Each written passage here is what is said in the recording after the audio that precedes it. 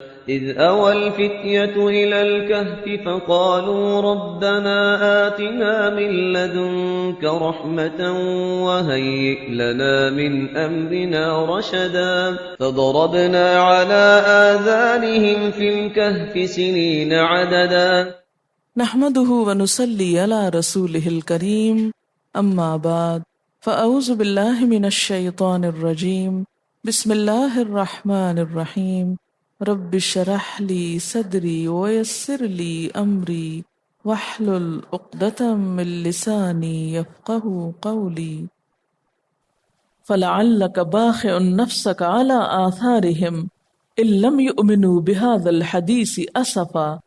اور آپ کا غم کیا تھا اور کیوں تھا کہ لوگ اس بات پر ایمان کیوں نہیں لاتے؟ اور اس بات سے مراد کون سی بات ہے؟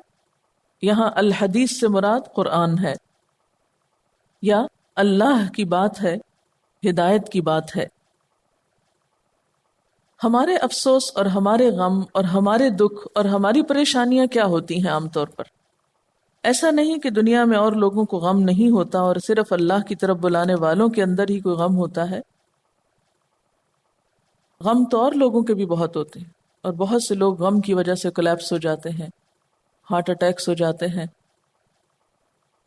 بہت سی نعمتوں سے ہاتھ دھو بیٹھتے ہیں، اپنے ہوش و حواس کھو بیٹھتے ہیں۔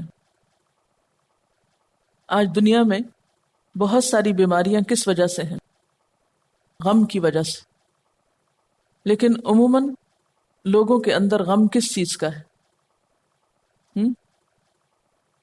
چلیے لوگوں کو مت دیکھیے، اپنا آپ پرکھیے، کوئی غم آپ کے اندر تو نہیں؟ جو بھی غم ہے صرف اپنی ذات یا اپنے متعلقین سے ہے، اس سے ریلیٹڈ ہے۔ مثلاً کیا کیا غم ہوتا ہے؟ بچوں کی تعلیم کا غم، بچوں کی شادی کا غم، اپنے دنیا سے جانے کے بعد پیچھے ان کا کیا حال ہوگا اس بات کا غم، مال کے جانے کا غم، جوانی جانے کا غم، لوگوں کی بے رخی کا غم۔ لیکن وہ بے رخی دین کے لیے نہیں، اپنی ذات کے لیے۔ کبھی روئے ہیں آپ؟ کبھی نہیں روئے؟ کبھی آپ کے آنسو نکلے تو سوچا کریں کیوں نکل رہے ہیں؟ کس چیز کا غم ہے جو آپ کو رلا رہا ہے؟ دنیا کے چھوٹے چھوٹے نقصانات کا غم، آخرت کا غم ہمیں شاید ہی کبھی رلائے، اور لوگوں کے ہدایت پر آنے کا غم کہ یہ آ کیوں نہیں رہے، یہ تو شاید کوئی غموں میں غم ہی نہیں۔ پھر ہم میں اور حضور صلی اللہ علیہ وسلم کہ اسوہ حسنہ میں کتنا بڑا فرق ہے۔ اب دیکھیں کہ غم ایک ایسی چیز ہے نا کہ جو انسان کے اوپر چھا جاتی ہے اور پھر اس کی صلاحیتوں کو مفلوج کر کے رکھ دیتی ہے۔ غم کا لفظ غمامہ سے ہے نا، غمامہ بادل کو کہتے ہیں۔ جب بادل ہوتے ہیں تو سورج جیسی طاقتور چیز بھی چھپ جاتی، اوپر سے سورج چھپتا ہے اور نیچے زمین پر اور بہت سی چیزیں چھپ جاتی۔ دن کی روشنی میں بھی بادلوں کے آنے سے کیا سین ہو جاتا ہے، ہر چیز میں اندھیرا اندھیرا اندھیرا، نہ پتہ چلتا ہے سویر ہے، نہ پتہ چلتا ہے شام ہے، نہ اوقات کا پتہ چلتا ہے، نہ کسی اور چیز کا پتہ چلتا ہے، ہر چیز دھندلی ہو جاتی۔ تو بالکل اسی طرح جس شخص کے دل پر کسی بھی چیز کا غم ہوتا ہے وہ اس کی باقی زندگی کو دھندلا کر دیتا ہے، نہ اس کا کھانے میں دل لگتا ہے، نہ اس کو نیند آتی ہے، نہ اس کو کسی کی خوشی اچھی لگتی، نہ ہی وہ کسی چیز کو انجوائے کر سکتا ہے، کیونکہ اس کا دل غمگین ہے، دکھی ہے۔ لیکن ایسی کیفیات ہماری زندگی میں بہت دفعہ ہوتی ہیں ہم پر۔ اگر آپ اپنی پچھلی زندگی کے ایسے تمام واقعات کو سوچیں اور ان کی ایک فہرست بنائیں کہ کن کن مواقع پر غم مجھ پر چھا گیا، تو آپ دیکھیں گے کہ وہ غم جو نبی صلی اللہ علیہ وسلم کو لاحق تھا اور اتنا شدید تھا کہ آپ کی جان جانے کا خطرہ تھا، یعنی غم بعضوں کا جان لے لیتا ہے، تو وہ غم کچھ اور تھا اور ہمارے غم کچھ اور ہوتے ہیں۔ دنیا کے چھوٹے چھوٹے غم اسی وقت جاتے ہیں جب انسان کو یہ بڑا غم لگ جاتا ہے. پھر چھوٹی چھوٹی چیزوں کا غم نہیں رہتا. فرمایا کہ فَلَعَلَّكَ بَاخِعٌ نَفْسَكَ عَلَىٰ آثَارِهِمْ إِن لَّمْ يُؤْمِنُوا بِهَٰذَا الْحَدِيثِ أَسَفًا. اتنا افسوس، اتنا غم کہ دن رات ایک ہی سوچ ہے کہ اللہ کی مخلوق بأساً شدیداً سے کیسے بچے.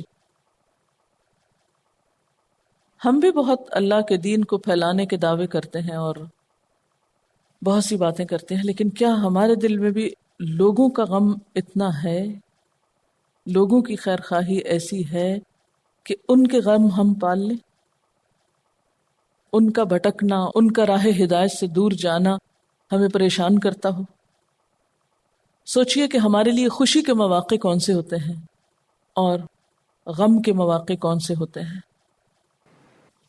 باخ ان کا کیا معنی ہے؟ غم میں ہلاک کرنا، دوسروں کے پیچھے خود کو ہلاک کرنا. اور یہاں کیا مراد ہے کہ دوسروں کے غم میں آپ اپنے آپ کو ہلاک کر دینے والے ہیں. یوں لگتا ہے کہ دوسروں کے غم میں آپ خود کو گھلا دیں گے، خود کو ہلاک کر ڈالیں گے. اور وجہ کیا ہے اس غم کی؟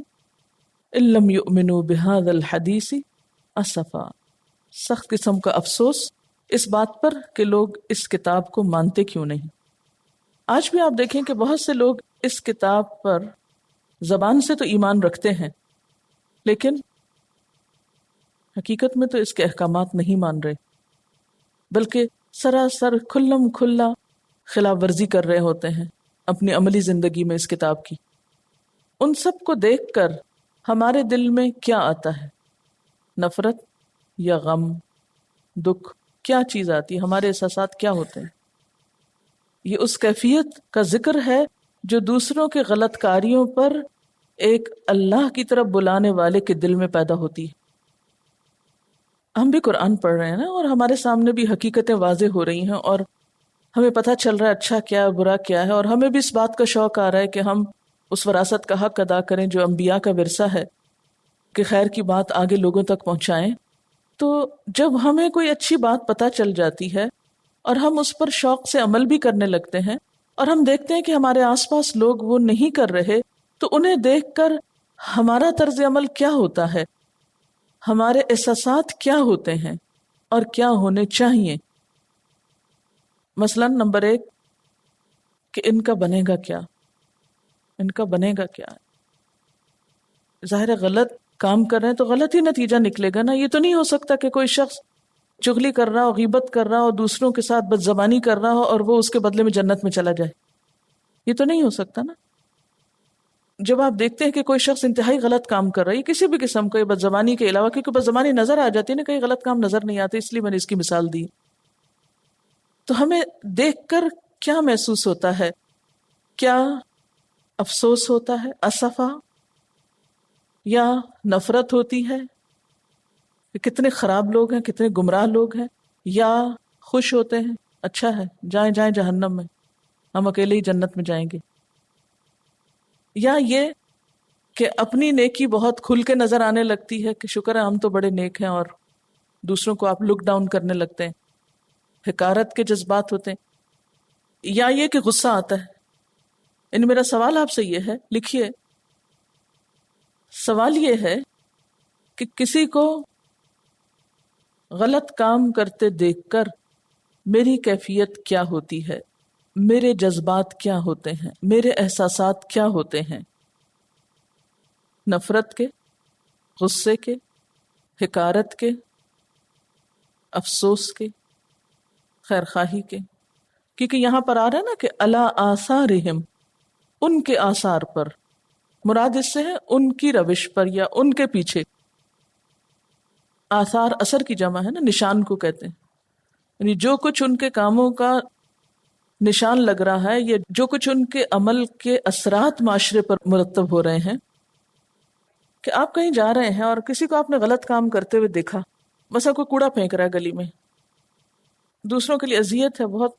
آپ صلی اللہ علیہ وسلم نے رستوں میں کوڑا پھینکنے والوں کے اوپر لعنت فرمائی ہے. اب اس میں یہ ہے کہ ابتدا میں جب آپ کسی کو دیکھتے ہیں کوئی غلط کام کرتے ہوئے، تو آپ کو پریشانی ہوتی ہے کہ یہ غلط ہو رہا ہے. پھر ہمدردی بھی آتی ہے. لیکن نبی صلی اللہ علیہ وسلم صرف پریشان نہیں ہوتے تھے، صرف ان کو ہمدردی نہیں ہوتی تھی، ان کا مقام کیا تھا کہ وہ تڑپتے تھے، دوسروں کے غلط کاموں پر، دوسروں کے گناہوں پر تڑپتے تھے. میرا سوال آپ سے یہ ہے کہ کیا ہمارے دل میں دوسروں کی غلطیوں پر تڑپ آئی ہے کہ نہیں آئی؟ آپ دیکھیں نا کہ اس فیلنگ کے بعد آپ کا ایک عمل شروع ہوتا ہے. آپ کا عمل اس احساس پر مبنی ہوتا ہے. مثلا اگر آپ کو کسی سے ہمدردی ہے تو آپ بیٹھے نہیں رہیں گے. اگر آپ کسی بات پہ پریشان ہیں، کسی حرکت پہ پریشان ہیں، تو بھی آپ کا ایک عمل ضرور ہوگا اس پر، یعنی اس ایکشن کا ایک ری ایکشن آپ کے اندر آئے گا. اور جو کچھ ہم تبلیغ کے میدان میں کرتے ہیں وہ دراصل ری ایکشن ہے ہمارا. کس کے خلاف؟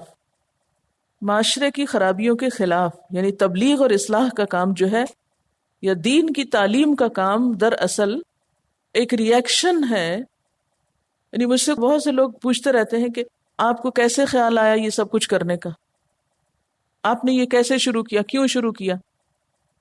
تو میں یہی کہتی ہوں کہ میں اپنے آس پاس جو کچھ دیکھتی تھی وہ مجھے پریشان کرتا تھا، تو مجھے اس کا کوئی حل نظر نہیں آتا تھا سوائے اس کے کہ قوم کو ایک اویئرنیس دی جائے.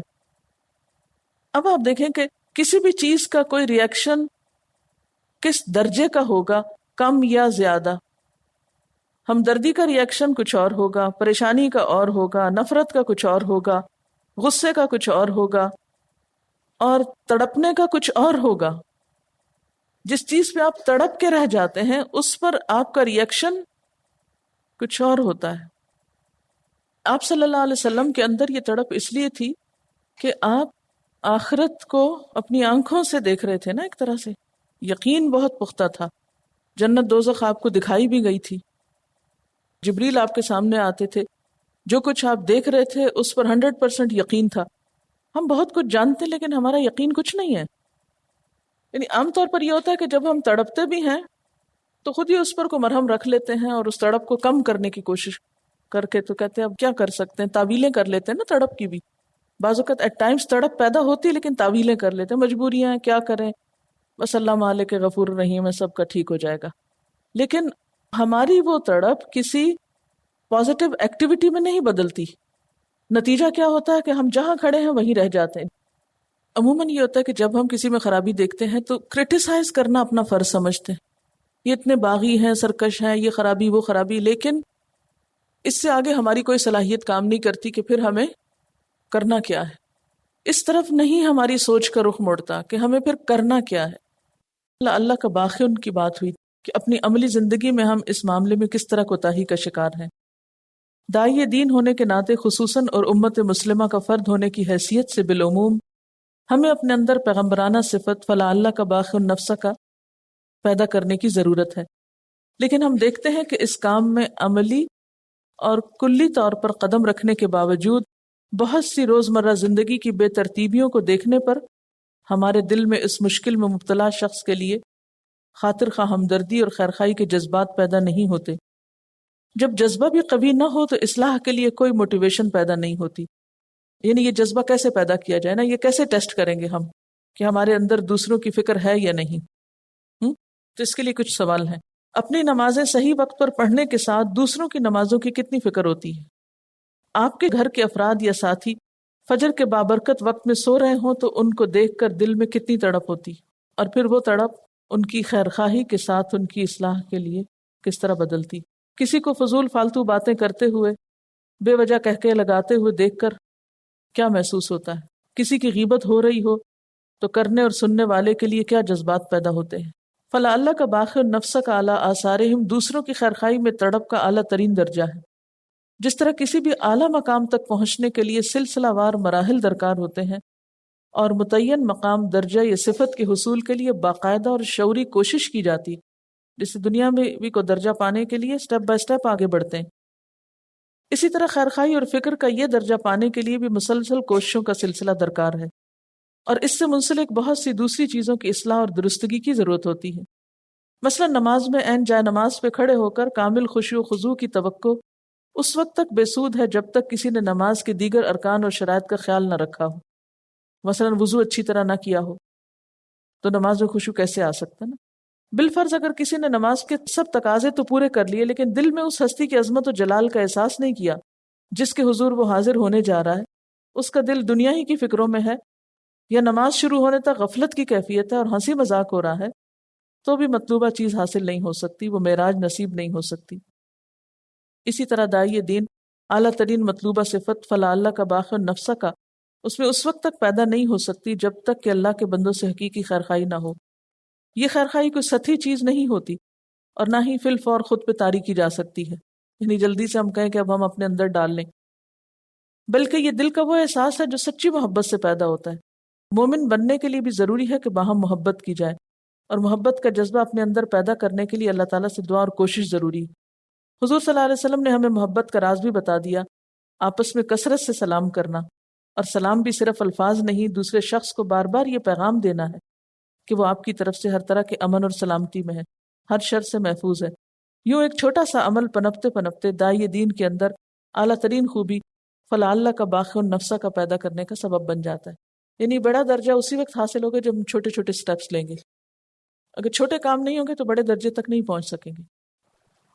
اس بات کے فوراً بعد فرمایا انا جعلنا ما علی الارض زینۃ لہا لنبلوہم ایہم احسن عملا، بے شک ہم نے جو کچھ زمین پر ہے اسے زمین کی زیبائش بنا دیا، یعنی جو بھی نباتات ہیں، حیوانات ہیں، پہاڑ ہیں، معدنیات ہیں، انسان ہیں، جن کی وجہ سے زمین پر ایک خاص حسن ہے، خوبصورتی ہے، یہ سب کچھ کیا ہے؟ دراصل زمین کی رونق۔ یہ سب ہم نے کیوں بنایا؟ لنبلوہم، کہ ہم ان کی آزمائش کریں۔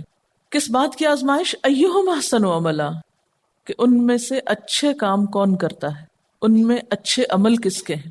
اب آپ دیکھیے کہ ایک طرف پیغمبر کا غم ہے اور ایک طرف عام لوگوں کے غم ہے۔ عام لوگوں کے غم دنیا کی رونقوں سے متعلق ہوتے ہیں، دنیا کی زینت اور دنیا میں پائی جانے والی چیزوں سے متعلق ہوتے ہیں۔ فرمایا کہ یہ چیزیں غم کرنے کے لیے نہیں تھیں، یہ سب تو دنیا کی رونق تھی۔ یہ مختلف زمینیں، یہ مختلف علاقے، یہ مختلف خوبصورت چیزیں، یہ سب کیا ہے؟ دنیا کا ایک وقتی حسن ہے۔ انسان کے لیے یہ نعمتیں پیدا کی گئی ہیں تاکہ انسان ان کو استعمال کرے، نہ کہ ان کے غم میں اپنے آپ کو گھلا دے اور اپنے آپ کو استعمال کر لے۔ انسان ان چیزوں کا غم پالنے کے لیے نہیں آیا، وہ تو ایک امتحان کے لیے بھیجا گیا ہے۔ لنبلوہم ایہم احسن عملا، کہ ہم ان کو آزما کر دیکھیں کہ ان میں اچھے کام کون کرتا ہے۔ وَإِنَّا لَجَاعِلُونَ مَا عَلَيْهَا صَعِيدًا جُرُزًا، اور بے شک ہم البتہ بنانے والے ہیں جو بھی اس پر ہے، یعنی زمین کے اوپر جو کچھ ہے اس سب کو کر دینے والے ہیں کیا؟ صَعِيدًا جُرُزًا۔ سعید کہتے ہیں زمین کو، مٹی کو،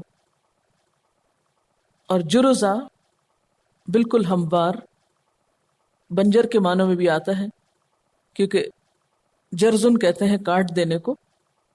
وہ زمین جس پر سے گھاس، درخت، ہر چیز کاٹ کر رکھ دی گئی ہو، بالکل میدان اس کو بنا دیا گیا ہو۔ یعنی یہ دنیا اور اس کی بہار محض وقتی رونق کی چیزیں ہیں، یہ سب کچھ فانی ہے۔ بہت جلد وہ وقت آنے والا ہے کہ جب اس زمین پر اس میں سے کچھ بھی نہ ہوگا، نہ یہ باغات ہوں گے، نہ یہ انسان ہوں گے، نہ یہ مال مویشی ہوں گے، نہ یہ تمہارے گھر ہوں گے، کچھ بھی تو نہیں رہے گا، یہ سب کچھ ختم کر دیا جائے گا۔ کل من علیہا فان ویبقى وجہ ربک ذو الجلال والاکرام، جو کچھ اس پر ہے سب فنا ہونے والا ہے اور باقی رہے گی تیرے رب کی ذات جو ذو الجلال والاکرام ہے۔ یہ تو تھی سورت کی تمہید اور سورت کا ابتدائیہ۔ اس کے بعد وہ واقعات شروع ہوتے ہیں جن کے بارے میں آپ صلی اللہ علیہ وسلم سے سوال کیا گیا تھا۔ پہلا واقعہ اصحاب کہف کے بارے میں ہے۔ ام حسبت ان اصحاب الکہف والرقیم کانوا من آیاتنا عجبا، کیا آپ سمجھتے ہیں کہ اصحاب الکہف اور رقیم ہماری عجیب نشانیوں میں سے تھے؟ کیونکہ جب آپ سے یہ سوال کیا گیا تھا اصحاب کہف کے بارے میں تو انہوں نے نبی صلی اللہ علیہ وسلم کے سامنے یہ سوال کیوں رکھا تھا کہ ان کے نزدیک یہ ایک بہت بڑی بات تھی، ایک بہت عجیب واقعہ تھا، اور اس کے ذریعے وہ آپ کا ایک طرح سے امتحان لینا چاہ رہے تھے۔ اللہ تعالیٰ نے فرمایا کہ یہ کوئی بڑی بات نہیں، اس کے علاوہ بھی اللہ تعالیٰ کی بہت ساری نشانیاں زمین پر موجود ہیں، اور خاص طور پہ جیسے پیچھے ذکر کیا گیا اِنَّا جَعَلْنَا مَا عَلَى الْأَرْضِ، جو بھی زمین پر ہے وہ سب نشانی ہے۔ کیا دن اور رات کا باری باری آنا نشانی نہیں؟ کیا مٹی کے اندر سے مختلف قسم کی شکلوں اور رنگوں کے پھولوں، پھلوں اور درختوں کا پیدا ہونا اللہ کی نشانی نہیں؟ زمین کا اس فضا میں معلق ہونے کے باوجود، گھومنے کے باوجود اس پر انسان کا اطمینان سے رہنا کیا ایک نشانی نہیں؟ یہ سب بھی نشانیاں ہیں۔ فرمایا ام حسبت ان اصحاب الکہف والرقیم، کیا تم سمجھتے ہو کہ اصحاب الکہف اور رقیم ہماری عجیب نشانیوں میں سے تھے؟ نہیں، کوئی بہت عجیب نہیں، اللہ کی تو ساری نشانیاں ہی عجیب ہیں۔ جو کوئی ان میں غور کرے اور ان کو پرکھے، اس کے عجائبات ہر چیز میں نظر آتے ہیں۔ اب یہاں پر آپ دیکھ رہے ہیں کہ لفظ آ رہا ہے اصحاب الکہف، پھر آ رہا ہے والرقیم۔ سوال یہ پیدا ہوتا ہے کہ اصحاب الکہف اور اصحاب الرقیم کیا یہ دو مختلف لوگ تھے یا ایک ہی گروہ کی طرف اشارہ ہے؟ ان دونوں لفظوں میں کیا ایک ہی خاص چیز کی طرف اشارہ ہے یا دو مختلف چیزوں کی طرف اشارہ ہے؟ اس کے بارے میں علماء کا اختلاف ہوا ہے۔